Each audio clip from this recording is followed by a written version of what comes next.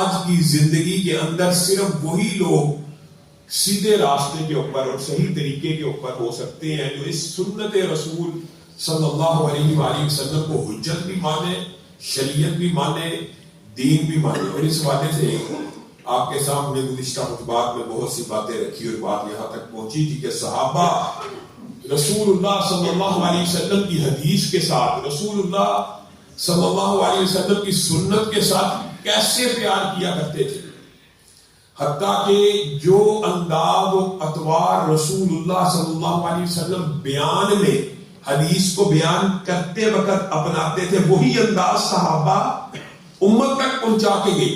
مشہور حدیث ہے، حضرت علی بسم اللہ پڑھ کے، اللہ اکبر پڑھ کے گھوڑے کی پشت کے اوپر سوار ہوتے ہیں، الحمدللہ کہتے ہیں، مسکرانا شروع ہو جاتے ہیں، سبحان الذی سخر لنا ھذا، دعا پڑھتے اور مسکراتے اور پھر کہتے ہیں ربی انی ظلمت نفسی فاغفر لی فانہ لا یغفر الذنوب. یہ پوری کی پوری حدیث آپ نے سنی بھی.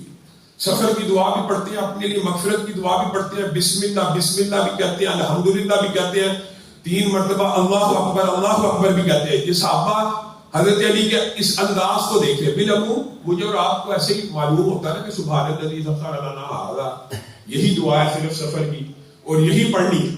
لیکن حضرت علی وہ پورا انداز کاپی کر رہے ہیں اور صحابہ کو متوجہ کر رہے ہیں کہ میں یہ کر رہا ہوں، مسکرا رہا ہوں، میں سواری کی پشت کے اوپر بیٹھ کے الحمدللہ کہہ رہا ہوں، میں اس کے بعد اپنی مغفرت کی دعا کر رہا ہوں تاکہ کوئی سوال کرنے والا مجھ سے سوال پوچھے آپ کیا کر رہے ہیں. تو حضرت علی سے پوچھ لیا بلاہر یہ کیسا انداز ہے؟ کہا رسول اللہ صلی اللہ علیہ وسلم جب سواری پہ سوار ہوتے تھے تو مسکرایا کرتے تھے، تو اس لیے میں مسکرا رہا ہوں. حتیٰ کہ ام دردہ، حضرت ابو دردہ کو ایک مرتبہ کہتی ہے، بڑی عظیم بات ہے یہ کہ آپ جب بھی بات کرتے، یہ تو حضرت علی نے سواری کے اوپر سوار ہونے کے بغیر مسکراہٹ کی بات کی اور رسول اللہ صلی اللہ علیہ وسلم کے انداز اور اطوار کو اپنایا. ام دردہ حضرت ابو دردہ کو کہتی ہے آپ جب بھی بات کرتے تو مسکرانا شروع کر دیتے، یعنی ہنسنے کے انداز میں کوئی بھی بات شروع کرنے سے پہلے مسکرا رہے ہوتے ہیں.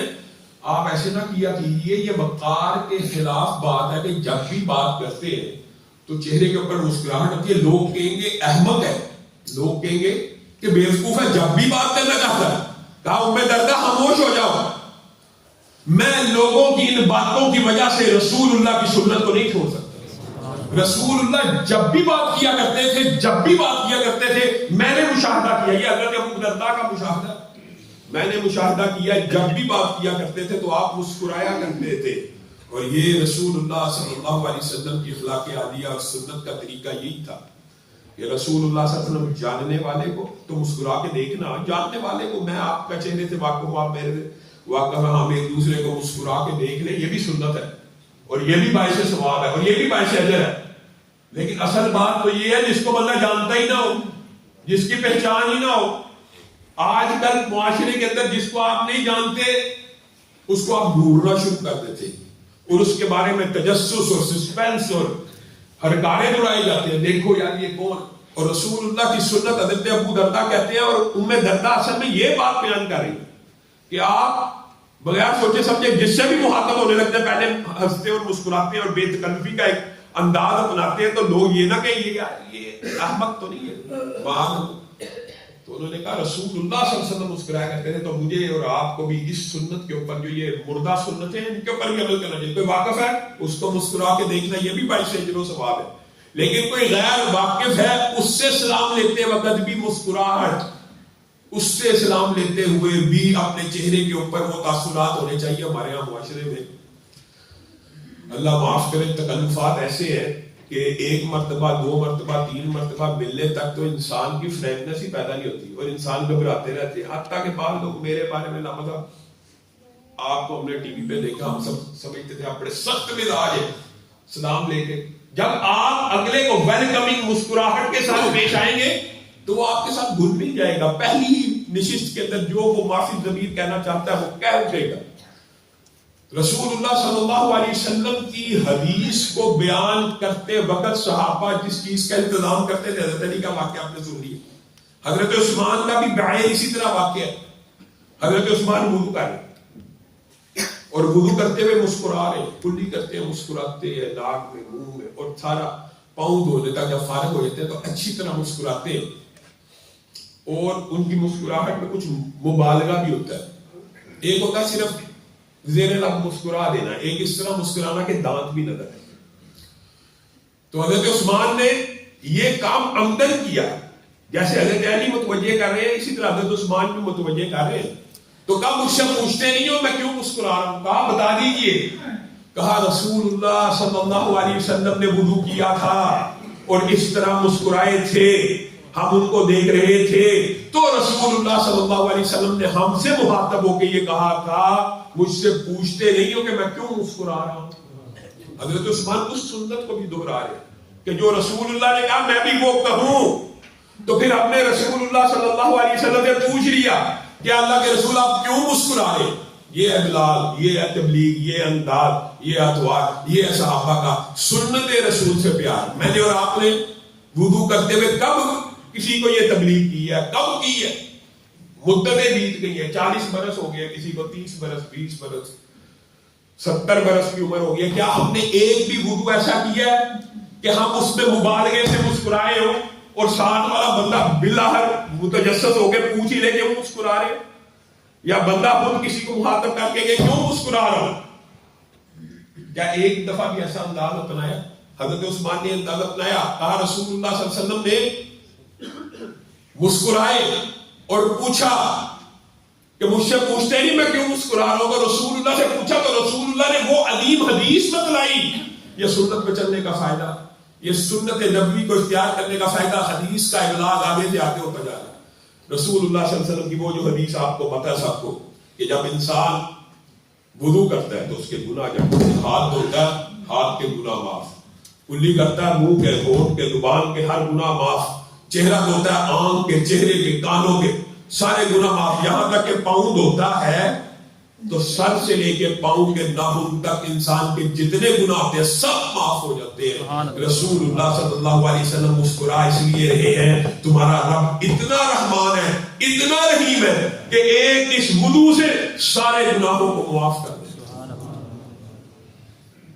اور حضرت عبداللہ ابن مسعود نے رسول اللہ صلی اللہ علیہ وسلم، یہ صرف ابھی بیان کی بات ہے، رسول اللہ کے بیان کے حتیٰ کہ میرے استاد کرتے تھے مدینہ یونیورسٹی میں، آپ حیران رہ جائیں گے رسول اللہ صلی اللہ علیہ وسلم کی سنتوں کو جس طرح صحابہ نے محفوظ کیا، اللہ کی قسم آج کا ویڈیو کیمرہ بھی اس طرح محفوظ نہیں کر سکتا۔ ایک ایک ادا کو، ایک ایک سنت کو، حتیٰ کہ وہ لہجہ، حتیٰ کہ وہ ترنم، حتیٰ کہ وہ انداز، طلع البدر علینا من ثنیات الوداع، جب یہ جس انداز میں وہ بچیاں پڑھتی تھی، آج بھی عرب کے استاد جو استاد ہیں وہ اسی انداز میں، اسی لے میں، اسی ٹون میں، اسی ردم میں آپ کو پڑھ کے سناتے ہیں۔ اور رسول اللہ صلی اللہ علیہ وسلم جس طرح مسکرایا کرتے تھے، حتیٰ کہ رسول اللہ صلی اللہ علیہ وسلم کا انشاءاللہ سیرت کے باب کے اندر ہم تبوک کے غزوے کے اوپر پہنچ چکے ہیں۔ رسول اللہ صلی اللہ علیہ وسلم جب دنیا سے چلے گئے تو ایک صحابی رسول اللہ صلی اللہ علیہ وسلم کی میت کے اوپر کھڑا ہو گیا اور چہرے کی داڑھی کو کھپکارنے لگا اور ایک ایک سفید بال کو گرنے لگا۔ باقیوں نے پوچھ لیا یہ کیا کر رہے ہو؟ کہا رسول اللہ کی داڑھی کے سفید بال گرتوں کا کتنے ہیں؟ بعض روایات میں 16، بعض میں 19 گنے ہیں، 16 گنے ہیں۔ یہ گرنے کا تجھے کیوں؟ تجھے کیا ضرورت ہے؟ تجھے کیا فائدہ ہے؟ کہا اس لیے گنتا ہوں کہ آنے والوں میں سے اگر کوئی پوچھ لے کہ تمہارے نبی کے چہرے کی داڑھی میں، تمہارے نبی کی داڑھی میں کتنے سفید بال تھے، تو میں اس کو بتا سکوں کہ 16 بال سفید تھے۔ ایک ایک چیز کو نوٹ کرنا، ایک ایک چیز کو محفوظ کرنا، یہ صحابہ کے علاوہ، اور اللہ تعالیٰ نے صحابہ کی جماعت کو چنا اس لیے کہ ایک تو ان کے ذریعے قرآن کی حفاظت کرنا مطلوب تھا اور دوسرا حدیث کی حفاظت کرنا مطلوب تھا۔ یہ آپ کو کسی غامدی نے موازنہ ڈال دیا۔ قرآن کو محفوظ کرنے کا سورس بھی صحابہ ہے، قرآن کا محفوظ کرنے کا جو انداز اور طریقہ ہے وہی انداز اور طریقہ حدیث کو محفوظ کرنے کا ہے۔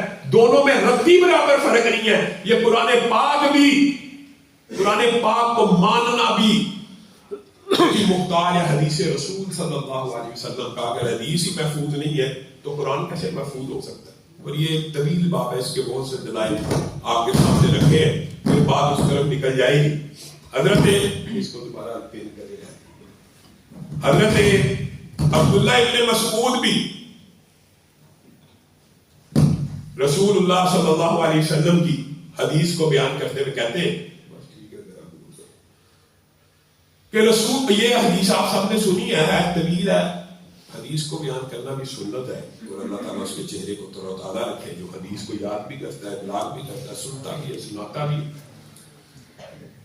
حضرت عبداللہ ابن مسعود جس حدیث کو بیان کر رہے ہیں، جو ہمارا موضوع ہے اس کی طرف آئیے. وہ بیان کر رہے ہیں آخری جنتی کے جنت میں داخل ہونے کا واقعہ. یہ حدیث آپ سب نے سنی بھی ہے. جہنم سے وہ شخص نکلے گا، اوندے منہ ہو کے سامنے ایک درخت دیکھے گا، اللہ کے ساتھ معاہدہ کرے گا کہ اس درخت کی چھاؤں کے نیچے لے جا، بس وہاں کا پانی پلا دے، اتنا عرصہ جہنم میں رہا. اللہ کہے گا اس کے بعد کچھ مانگو گے؟ نہیں مانگو. اس درخت کی چھاؤں میں کچھ عرصہ گزارے گا، بڑا درخت نظر آئے گا، اللہ وہاں تک لے جا، اور نہیں مانگتا. پھر معاہدہ کرے گا، پھر توڑے گا.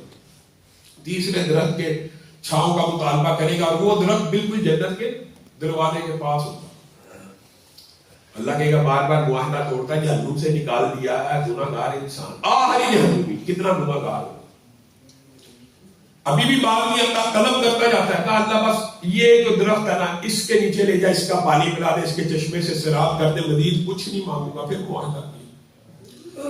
اب جب اس درخت کے قریب پہنچتا تو جنت تو سامنے، تو جنت کے نظارے تو آنکھوں کے سامنے آ رہے ہیں، جنت کی نعمتیں تو سامنے آ رہی ہیں، اور ہنسی خوشی کے جو مناظر ہیں وہ تو زیادہ دل ربا ہے. کہیں ایک درخت کی چھاؤں جہنم سے نکلنے والے کے لیے دل ربا ہے، تو کیا جنت کے جو نظارے ہیں وہ دل ربا نہیں ہو گئے؟ اللہ سے کیا ہوگا؟ اللہ بس اس جنت میں داخل کر دے، اس کے بعد کبھی کوئی چیز مانگ لی بہت معاہدہ.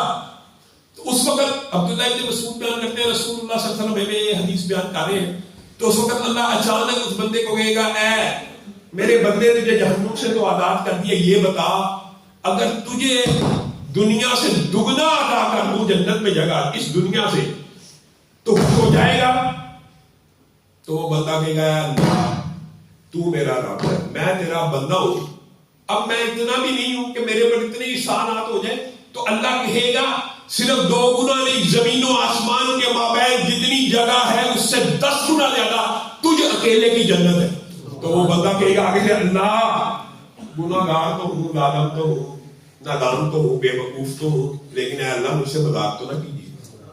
اللہ کی رحمت کا یقین نہیں آئے گا کہ میرے جیسے گناہ گار بندے کو زمین و آسمان کے مابین 10 گنا زیادہ بڑی جنت، اللہ مجھ سے چکھا نہ کیجیے، مذاق نہ کیجیے، جتنی دینی ہے بس داخل ہی کر دیجیے. تو رسول اللہ صلی اللہ علیہ وسلم یہاں پہ مسکرایا کرتے تھے. عبداللہ ابن مسعود کہتے ہیں، اور یہ مسکراہٹ پہلی 2 حدیثوں کی مسکراہٹ سے زیادہ تھی. اس پہ اتنا مبالغہ ہوا کرتا تھا کہ رسول اللہ صلی اللہ علیہ وسلم کی بات داڑے نظر آنا شروع ہو جاتی تھی. تو رسول اللہ صلی اللہ علیہ وسلم سے صحابہ نے پوچھا، اور رسول اللہ بھی یعنی جیسے پچھلی 2 حدیثیں بیان کی تو اس انداز میں مسکرانا کہ لوگ سوال کریں. رسول اللہ صلی اللہ علیہ وسلم نے پھر خود بیان کیا، اور عبداللہ ابن مسعود جب مسکرائے اسی طرح جس طرح رسول اللہ نے مسکراہٹ کا اظہار کیا، تو آپ نے بھی صحابہ سے پوچھا کہ مجھ سے پوچھتے نہیں میں کیوں مسکراتا ہوں اس قدر زیادہ شدت کے ساتھ؟ کہا کیونکہ رسول اللہ صلی اللہ علیہ وسلم مسکرائے تھے اور انہوں نے پوچھا تھا، تو ہم نے رسول اللہ سے پوچھا تھا آپ کیوں مسکرائے؟ تو رسول اللہ نے کہا تھا جب یہ جہنمی اللہ کو کہے گا کہ تو مجھ سے مذاق کرتا ہے، تو اللہ یہاں پہ چونکہ اس سے راضی ہو چکا ہوگا، اس کے اس جملے پہ اللہ مسکرائے گا، تو میں محمد صلی اللہ علیہ وسلم بھی مسکرا. یہ انداز و اطوار سندوں کے ساتھ آج بھی آپ حدیث کی کتاب میں پڑھیں، کسی مدرسے میں جا کے تو آپ کو استاد اس طرح مسکرا کے دکھائیں گے عبداللہ ابن مسعود کی حدیث پڑھاتے ہوئے. یہ سلسلہ اس قدر محفوظ ہے، اس قدر مستحکم ہے، اس قدر سیدھا رستہ ہے. پرغامدی صاحب کا نماز کہتا ہے یہ دین میں حجت ہی نہیں ہے، سرے سے دین ہی نہیں ہے. آپ لوگوں کو یہ موازنہ ڈالا جاتا ہے حدیث جی 250 سال بعد لکھی گئی، یہ سارے کا سارا دھوکہ. یہ سارے کا سارا فلسفہ باطل ہے، ردی ہے. رسول اللہ، اچھا یہ بات ایک آج کا مولوی کہے تو آپ کو شاید اس پہ شک. حضرت عمران بن حسین رضی اللہ عنہ صحابی ہے، ان کے پاس ایک شخص آیا اور آ کے کہنے لگا ہمیں صرف قرآن پاک میں سے مسئلے بتائیے. انہوں نے اس کو ڈانٹ دیا، کہا اگر میں تجھے صرف قرآن، یہ اس دور کا مسئلہ ہے، آج کی بات نہیں. اگر میں تجھے صرف قرآن پاک میں سے مسئلے بتاؤں گا تو بتا نماز اصل کو سری طور پہ پڑھنا ہے، نماز مغرب کی پہلی 2 رکعتیں اونچی پڑھنی ہے، فجر کی دونوں ہی اونچی پڑھنی ہے، عشاء کی پہلی 2 اونچی پڑھنی ہے. کہاں سے پتہ لگے گا؟ طواف کے کتنے چکر ہیں کہاں سے پتہ چلے گا؟ طواف کا طریقہ کہ یہ صحابی رسول کا قول ہے، یہ مولوی کا. تو یاد رکھو حدیث کے بغیر قرآن کو سمجھا نہیں جا سکتا، حدیث کے بغیر شریعت کو سمجھا نہیں جا سکتا. اور یاد رکھیے رسول اللہ صلی اللہ علیہ وسلم کی یہ جو عظیم حدیث ہے اثر حاضر کے حوالے سے کتنی عظیم ہے. ایک وقت آئے گا لوگ غور کرتی ہے جو پڑھنے ایک شخص کہے گا میرے لیے قرآن کافی ہے، گاؤں تکیہ لگائے ہوئے اسٹیج کے اوپر، اس کو گاؤں تکیہ لگائے ہوئے اسٹیج کے اوپر بیٹھا ہو اور کہے گا میرے لیے قرآن کافی ہے، قرآن کافی ہے. تو یاد رکھو وہ شخص گمراہ ہوگا، کیونکہ میں محمد صلی اللہ علیہ وسلم قرآن بھی دیا گیا ہوں اور قرآن کے مثل بھی دیا گیا ہوں، اور جو مثل ہے وہ حدیث رسول ہے. حدیث کے بغیر قرآن کو سمجھنے کا دعویٰ باطل ہے. حدیث کے بغیر آپ قرآن کو سمجھ سکتے ہی نہیں، شریعت کو سمجھ سکتے ہی نہیں. اور سنت رسول کی جو اہمیت ہے اس کا اندازہ یہ تو صرف اتوار بتائے. حضرت ابو بکر، آپ بتائیے رسول اللہ صلی اللہ علیہ وسلم کی وفات ہوئی ہے، اس باب کے اوپر جائیں گے تو آپ کو ان حالات و واقعات کا بڑی اچھی طرح اندازہ ہو جائے گا.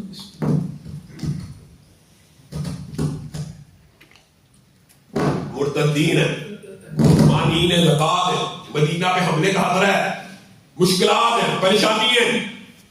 اور 3 دن ہوئے حضرت ابو بکر لشکر اسامہ کو روانہ کر رہے ہیں، پوری فوج لشکر جلال کے ساتھ. صحابہ کہہ رہے ہیں آپ کیا کریں، حکمت بھی کوئی چیز ہے، دنائی بھی کوئی چیز ہے، کوئی آپ بھی ذرا غور کر لیجئے، فکر کر لیجئے. اگر یہ لشکر بھیج دیا گیا تو مدینے کے اوپر حملہ ہو سکتا ہے، اسلامی ریاست دارالخلافہ کمزور پڑ سکتا ہے. تو حضرت ابو بکر نے اللہ کی قسم آپ کو اور میرا منہج بیان کیا تھا، اگر مجھے بھیڑیے اٹھا کے لے جائے، اگر مدینے میں کتے پھرنا شروع ہو جائے، ابو بکر اس حکم کو کینسل نہیں کر سکتا جسے رسول اللہ نے جاری کر دیا. صحابہ کا لشکر جائے گا کیونکہ یہ میرے نبی کا فرمان ہے. وہ لشکر جائے گا، وہ لشکر روانہ ہوگا. آپ کو نزدیک سنت کی حقیقت کوئی نہیں. حضرت عمر، یہ واقعات متعدد ہے. بچے کو کہا قمیض لمبی تھی، چھپ رہے تھے قمیض، چھری لا، چھری سے قمیض کو کاٹ دیا. بیٹے نے کہا اے ابا جان اگر کینچی سے کاٹ لیتے، اگر کینچی سے کاٹ لیتے اس کو نکال دے.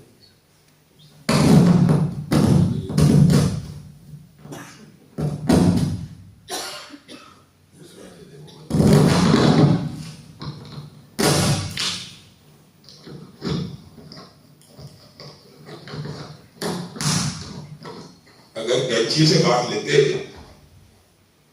تو سیدھا کٹ جاتا، اور آپ کا یہ جو جبہ ہے اس کے اندر ایک خوبصورتی کا عنصر پیدا ہو جاتا. تو حضرت عمر نے کہا چھوڑ دو، میں نے چھری عمدن منگوائی ہے کیونکہ میں نے رسول اللہ صلی اللہ علیہ وسلم کو ایک مرتبہ قمیض کاٹتے ہوئے دیکھا تھا اور آپ چھری سے کاٹ رہے. یعنی آپ نے کیا سمجھا، حضرت عمر کو کینچی کا نہیں تھا پتا، یا حضرت عمر کے ذہن میں نہیں تھا کہ کینچی سے صحیح کٹ جاتا ہے. تو بیٹا بتا رہا ہے میں نے چھری سے اس لیے کاٹا کہ میں نے رسول اللہ صلی اللہ علیہ وسلم کو ایک مرتبہ قمیض کاٹتے ہوئے دیکھا تھا، آپ نے چھری سے کاٹا تھا. ایک صحابی یہاں تک بیان کرتے ہیں، مختلف انداز ہوتے ہیں لیکن جو کسی صحابی نے دیکھ لیا، یہ جو آپ مشہور حدیث سنتے کدو شریف کے بارے میں، تو وہ ایک صحابی نے دیکھا رسول اللہ صلی اللہ علیہ وسلم کے سامنے کدو اور گوشت پڑا، تو رسول اللہ صلی اللہ علیہ وسلم گوشت کو پیچھے کر کے صرف کدو کو اس میں سے اٹھا کے کھا رہے. تو صحابی کو یہ سنت اتنی پسند آئی کہ وہ جب بھی کھانا پکاتے گوشت ڈالتے لیکن کدو کو سائڈ میں کر کے ویسے ہی کھاتے جیسے رسول اللہ صلی اللہ علیہ وسلم کھانا کرتے تھے. یہ انداز، یہ اتوار حضرت عمر کی اگر صرف زندگی کا مطالعہ کیا جائے تو آپ حیران رہیں گے. حجر اسود کے اوپر کھڑے ہو کے کہہ رہے ہیں پتھر میں تجھے بوسہ اس لیے دیتا ہوں کہ میں نے رسول اللہ کو دیتے ہوئے دیکھا، ورنہ میرا عقیدہ ہے تو نہ نفع دے سکتا ہے نہ نقصان دے سکتا ہے، نہ تجھ میں تقدیر ہے نہ تجھ میں قسمت ہے. حالانکہ اس پتھر میں ایک سوال کا عنصر تو موجود ہے کہ کل قیامت کے دن گواہی دے گا، لیکن لوگوں کی اصلاح کرنے کے لیے. اور یعلا بن امیہ ایک حجر اسود والا کونا ہے خانہ کعبہ کا، اور ایک رکن یمانی والا.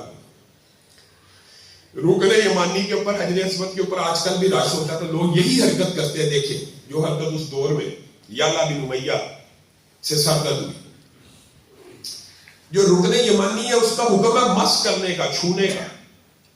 حجر اسود کے اوپر بوسہ کرنے کا حکم بھی ہے. تو وہاں پہ جب لوگوں کو بوسہ کرنے کا وقت ملتا آج کل کے دور میں بھی، تو لوگ رکن یمانی کو چومنا شروع کر دیتے ہیں، تیسرے کونے کو چومنا شروع کر دیتے ہیں، چوتھے جہاں پہ بھی موقع ملے جی وہ خانہ کعبہ کی غلاف کو چومنا شروع کر دیتے ہیں عقیدت و احترام سے. حضرت عمر نے یعلا بن امیہ کو رکن یمانی کو بوسہ دیتے ہوئے اور گلے لگاتے ہوئے، اب یہ دیکھیے شدت جذبات ہے نا، خانہ کعبہ ہے، بے اختیار ہو کے گلے لگا لیا اور اس کو چومنے لگے رکن یمانی کو. کہا ما تفتا مع رسولی صلی اللہ علیہ وسلم، کیا تم نے رسول اللہ کے ساتھ طواف نہیں تھا کیا؟ جی حضرت عمر جی کیا تھا. کیا رسول اللہ نے رکن یمانی پہ یہ کیا تھا؟ نہیں. حجر اسود میں بوسہ دیا تھا، تو یہاں پہ دیتا ہے. اگر تو بعد نہ آیا عمر تیری پشت کے اوپر درے لگائے. یہ سنت رسول ہے، یہ اس کی اہمیت ہے کہ جو چیز رسول اللہ صلی اللہ علیہ وسلم. حضرت عبداللہ ابن مسعود کے پاس حضرت عبداللہ ابن مسعود نے یہ حدیث بیان کی نا کہ اللہ کی لعنت ہو جو گدواتی ہے. آج کل اس کو کہتے ہیں ٹیٹو بنانا، اپنے جسم کے اندر چھید کے اندر سیاہی کا بھر لینا یا نیلا رنگ بھر لینا. گدوانے والوں کے اوپر اللہ کی لعنت ہو. ان عورتوں کے اوپر رسول اللہ صلی اللہ علیہ وسلم نے فرمایا دانتوں کے درمیان خلا پیدا کرنے والی ہے، بھویں اور پلکوں کے اندر خوبصورتی پیدا کرنے کے لیے بالوں کو کھیڑنے والی کو. یہ جب حدیث بیان کی تو ایک خاتون تھی، وہ عبداللہ ابن مسعود کے پاس آ گئی اور آگے کہنے لگی اے عبداللہ ابن مسعود، آپ نے یہ جو باتیں لعنتوں والی کی ہیں، یہ میں پورا قرآن پڑھتی ہوں اور پورے مدینے کو پتا ہے میں قرآن کتنا پڑھتی ہوں، میں نے قرآن میں یہ بات نہیں دیکھی. عبداللہ ابن مسعود نے جواب میں یہ کہا یہ بات قرآن پاک میں موجود ہے. عورت کہنے لگی میں قرآن پورا پڑھتی ہوں، آپ مجھے قرآن کھول کے دکھائیے، یہ حدیث جو آپ بیان کر رہے ہیں قرآن پاک میں کہاں ہے؟ عبداللہ ابن مسعود نے کہا یہ قرآن پاک میں موجود ہے. وما آتاکم الرسول فخذوہ، قرآن کہتا ہے جو رسول اللہ تمہیں دے اس کو پکڑ لو، اور جس چیز سے روکے رک جاؤ. یہ رسول اللہ نے روکا ہے، یہ حکم بھی قرآن پاک میں موجود ہے. وہ عورت آگے سے ظاہر دلیل کا سامنا نہ کر سکی تو کہنے لگی یہ کیسے ہو سکتا ہے؟ عصر حاضر کے اندر تو ہر عورت دانت کی کچھ خلا پیدا کرتی ہے، چہرے کے کچھ بال منڈواتی ہے اور اپنے خامن کے لیے ٹیٹوز بناتی ہے، تو تیرے گھر کی عورتیں بھی ایسے کرتی ہوں گی. میں تیرا گھر چیک کرنا چاہتی ہوں. عورت تھی. عبداللہ ابن مسعود نے کہا جا میرے گھر کا ہے. گئی، واپس آئی اور کہا بے شک آپ کی ازواج میں، آپ کی بیٹیوں میں، آپ کے خاندان میں تو کوئی ایک ایسا نہیں کرتی. تو عبداللہ ابن مسعود نے کہا تھا اللہ کی قسم اگر میری کوئی بیوی رسول اللہ کے فرمان کے خلاف چلتی ہو تو میں اس سے شادی بھی توڑ دوں. یہ صحابہ کا سنت رسول کے ساتھ پیار، عقیدت، احترام کا رشتہ تھا. اور یہ ایک واقعہ ہے، یہ واقعات متعدد ہے. کوشش تو یہ ہے کہ رمضان سے قبل ہم غزوہ تبوک کے کچھ ابواب کو بیان کر لیں. اللہ رب العزت جو کہا گیا جو سنا گیا اس کو سمجھنے کی توفیق عطا فرمائے.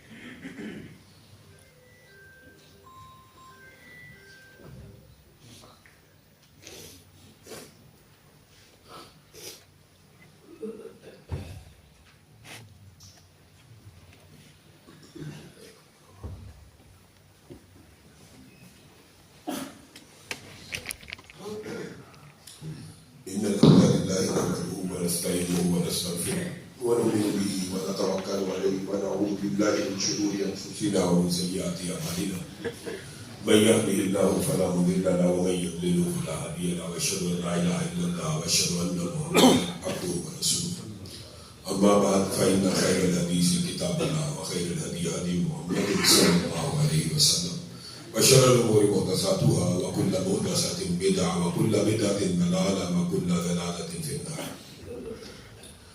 معزز سامعین گرامی قدر، گزشتہ ماہ سفر میں گزرا بہت سی باتیں ہیں جو آپ کے سامنے رکھنا مطلوب اور مقصود ہے.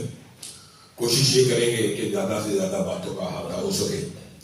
آج جو سب سے اہم بات آپ لوگوں کے سامنے رکھنا ہے، آپ نے بغیر تعصب کے شرح صدر کے ساتھ کچھ غور و فکر کر کے اس بات کو سمجھنا ہے.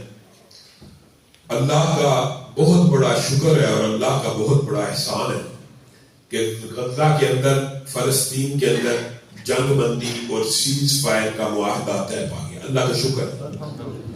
مسلمانوں کے لیے یہ خوشی کی خبر ہے. لیکن آج میں آپ کے سامنے یہاں پر چند باتیں ضرور کرنا چاہتا ہوں. آپ کو یاد ہوگا جس وقت اس جنگ کا آغاز ہوا تو بعض ساتھیوں نے اس بات کو اٹھایا کہ حماس نے یہ غلطی کی ہے، بغیر تیاری اس جنگ کو چھیڑ دیا ہے اور یہ جو فنا کا ایجنڈا، یہ ایرانی ایجنڈے کی تکمیل کے لیے یہ جنگ چھیڑی گئی ہے، اس سے مسلمانوں کا نقصان ہوگا، اس سے مسلمانوں کی ہلاکتیں ہوگی. اس وقت کسی ممبر سے میں نے آپ کے سامنے اس بات کو بلند کیا تھا کہ جب جنگ ہو جائے، جب جنگ چھڑ جائے، پھر اپنے مسلمان بھائی کا ساتھ دینا فرض اور لازم ہوتا ہے. اب ہم یہ نہیں دیکھیں گے کہ حماس کا عقیدہ کیا ہے. اب ہم حماس کے ساتھ اور جنگجو کرنے والے مجاہدین کے ساتھ اور فلسطین کے ساتھ کھڑے ہوں گے. لیکن آج وہ وقت گزر گیا. میں نے اور آپ نے آج غور و فکر کرنا ہے کہ کیا اس جنگ سے مسلمانوں کو فائدہ حاصل ہوا یا نقصان ہوا. کیا یہ جنگ بھرپور تیاری سے کی گئی. بعض لوگوں کو یہ باتیں بڑی تلخ لگتی اور خاص طور پہ ہمارے اس خطے کے اندر ایک خاص جماعت لوگوں کے جذبات کو اس طرح انگیز کرتی ہے. ہمارے بھائی ہیں وہ بھی کہ یہ جو بات ہے یہ کوئی نہ کرے، عقل کی بات کوئی نہ کرے. جذباتیت کے نعرے لگائے جائیں.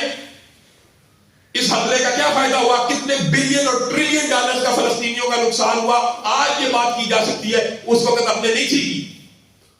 مجھے اور آپ کو غور و فکر کرنے کی ضرورت ہے کہ ہم نے اگر دوبارہ مسجد اقصی کی جنگ لڑنی ہے تو اس کی حکمت عملی کیا ہونی چاہیے، اس کی اسٹریٹجی کیا ہونی چاہیے. اور سب سے بڑے دکھ کی بات یہ کہ وہ جذباتی گروہ سب سے زیادہ طعن و تشنیع کا نشانہ ان ممالک کو بناتا ہے جو ممالک آپ کے اور میرے محسن ہیں. آج کے غزہ کے اندر جنگ بندی اور سیز فائر ہوا ہے، اس کے اندر اللہ کی قسم آپ کا، امت کا سب سے بڑا محسن اگر کوئی دبتا ہے تو وہ عرب ممالک ہے جنہوں نے قطر میں بیٹھ کے، کہاں پہ معاہدہ ہوا، قطر، سعودی عرب، کویت، بحرین، جن کو دن بھر رات آپ کو گالیاں نکالنا سکھلایا جاتا ہے. ایک خاص جماعت یہ بھی ایسے ہیں.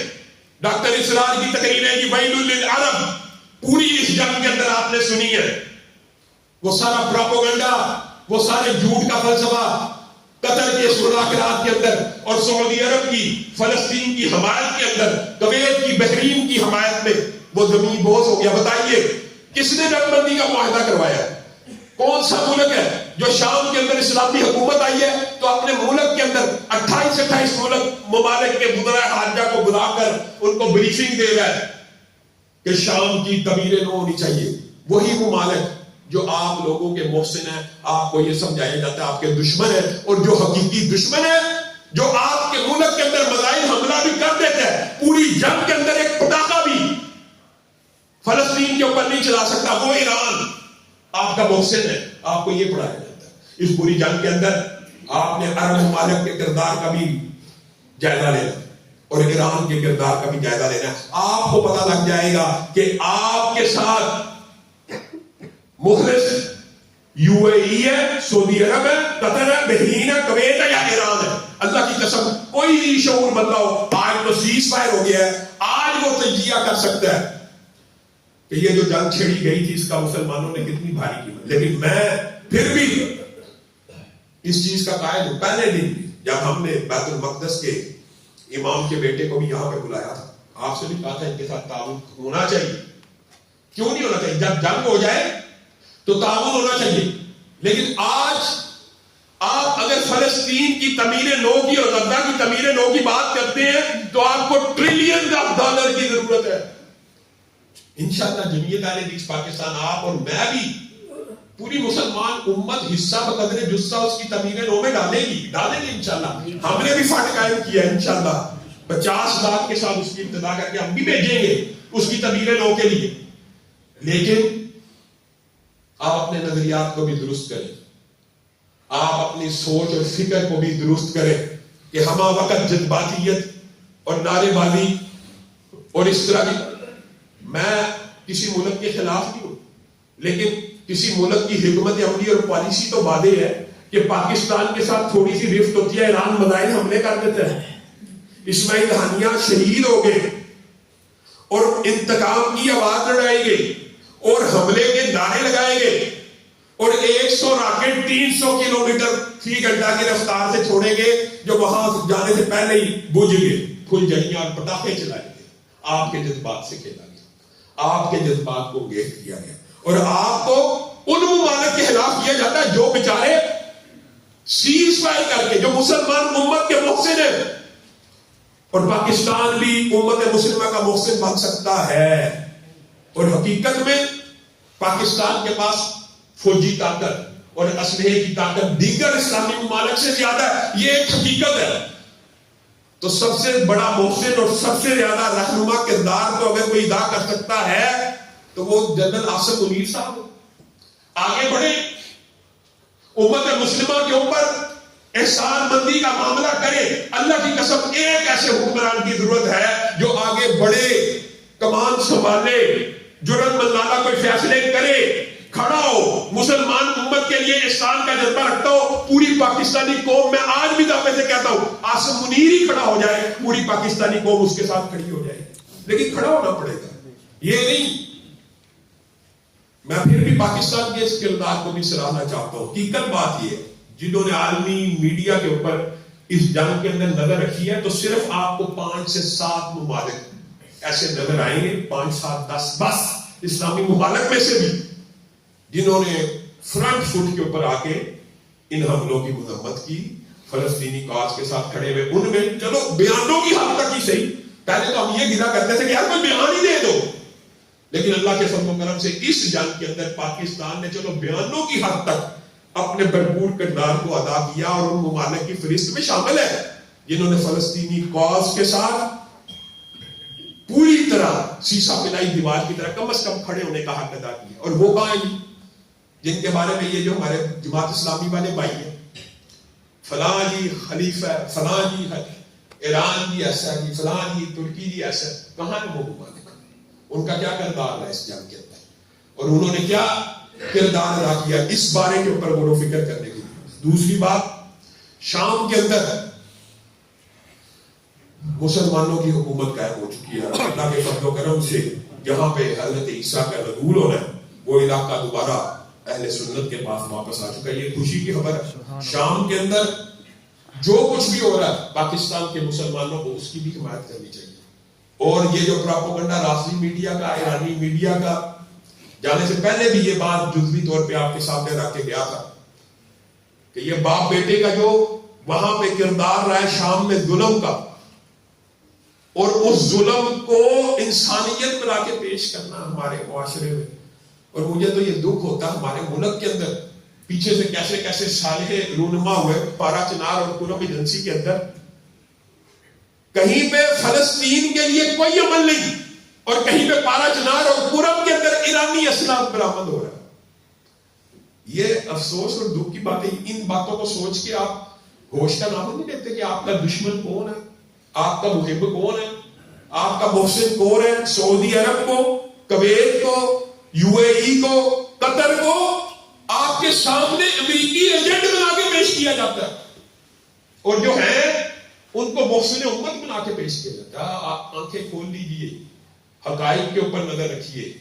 اپنے یہ جو پورا 1.5 سال گزرا ہے, اور پھر بھی ان تمام باتوں کے اختلاف کے باوجود میں خراج تسلیم پیش کرنا چاہتا ہوں حماس کے کہ ایک مدافعتی گروہ یہ نہ کوئی ریاست تو نہیں تھی. اس نے جس طرح عدم اور استقلال کے ساتھ اگرچہ شہادتیں بہت ہوئی ہیں, اگرچہ نقصان بہت ہوا, لیکن فلسطین کا قضیہ اور مسجد اقصی کا قضیہ پوری دنیا میں ایک دفعہ اٹھا ہے کہ یہ مسئلہ بھی حل نہیں ہوا, یہ سیٹل ہونے والا ہے. یہ مسئلہ حل کیے بغیر دنیا امن کے راستے کے اوپر نہیں چل سکتی. بس اس جنگ سے اگر ہمیں کوئی فائدہ ملا تو یہ ملا ہے کہ اس قضیے کو اجاگر کیا گیا پوری دنیا کے سامنے. اور دوسرا فائدہ امریکہ کے اندر, یورپ کے اندر, بہرحال انسانیت پسند لوگوں نے, میں تو یہ کہتا ہوں کہ بعض مسلمان جو ممالک ہیں 7-8 کے علاوہ, انہوں نے ہمارے مسلمان ممالک سے زیادہ رد عمل دی ہے. ٹیکساس یونیورسٹی میں, کیلیفورنیا کی یونیورسٹی میں, لندن کے پلوں کے اوپر جو مظاہرے ہوئے ہیں اسرائیلی بربریت کے خلاف, یہ بھی ایک حوصلہ افزا بات ہے. لیکن ہر وقت جذباتیت کے نعرے لگا کر اور ہر وقت ایسی باتیں کرنا جو زمینی حقائق کے خلاف ہو, اس سے اجتناب کرنا چاہیے. اور آخر میں جب سفر میں تھا تو ایک بڑی افسوسناک خبر, اور آج 2 خبریں ہیں. پہلی بات تو یہ ہے کہ گجرات میں جو جمعیت اہل حدیث پاکستان کے نام میں عالم مولانا عبد الواحد سرفی, ان کا انتقال ہو گیا. انا للہ و انا الیہ راجعون. بہت بڑے عالم دین تھے, ان کو گجرات میں بابا تبلیغ کہا جاتا تھا. اور گجرات کے اہل حدیث یقیناً آج یہ بات محسوس کر رہے ہیں کہ وہ یتیم ہو گیا. اللہ تعالیٰ انہیں گری کے رحمت فرمائے, انہیں جنت الفردوس میں جگہ دے. اور دوسری بات, دوران سفر ہی مجھے یہ اطلاع ملی کہ مولانا عبد الرحمان مکی صاحب کا انتقال ہو گیا. انا للہ و انا الیہ راجعون. میرے ساتھ ان کا بڑا گہرا تعلق تھا. آخری ملاقات میری ان کے ساتھ سیالکوٹ میں قلعہ کالر والا میں ہوئی, اور وہ جس طرح کی گرم جوش طبیعت کے مالک تھے اور جس جرت کے اور استقلال کے اوپر گامزن تھے, ان کی طبیعت میں ذرا برابر بھی مجھے احساس نہ ہوا کہ بیمار ہے. اور یہ قسمت اور نصیب کی بات ہے. انما الاعمال بالخواتیم, اعمال کا دار و مدار خاتمے پہ ہوتا ہے. جو انسان ساری زندگی کرتا ہے اس کا نچوڑ اور اس کا خلاصہ آخری وقت اس کا خلاصہ ہوتا ہے.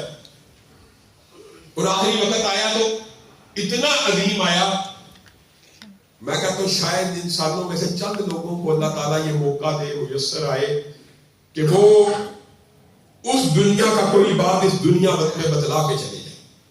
ڈاکٹر کو کہنے والے لگے, ڈاکٹر محنت کر رہا ہے کہ صحت بحال ہو جائے, اچانک ہر چیز کو اتار کے کہتے ہیں لینے والے آگے. بتائیے یہ جو جملہ ہے ہم میں سے کتنے لوگوں کو نصیب ہو سکتا ہے؟ لینے والے آگے ہیں. ڈاکٹر صاحب گواہ رہنا, اشہد ان لا الہ الا اللہ واشہد ان محمد عبدہ ورسولہ, ساتھ ہی روح نکل گئی. اتنی عظیم موت, اتنا عظیم خاتمہ. اے اللہ ہم سب کو بھی نیک عمل کرتے ہوئے موت نصیب فرمائے, رکوع اور سجدے میں موت نصیب فرمائے, کلمہ پڑھتے ہوئے موت نصیب فرمائے. وہ ایک عظیم آدمی تھے. اگر ان کے بارے میں یہ کہا جائے کہ جو رکے تو کوہ گراں تھے ہم, جو چلے تو جان سے گزر گئے, رہے یار ہم نے قدم قدم تجھے یادگار بنا دیا. اللہ رب العزت ان کی مغفرت فرمائے. سبحان ربک رب العزت عما یصفون وسلام علی المرسلین والحمد للہ رب العالمین.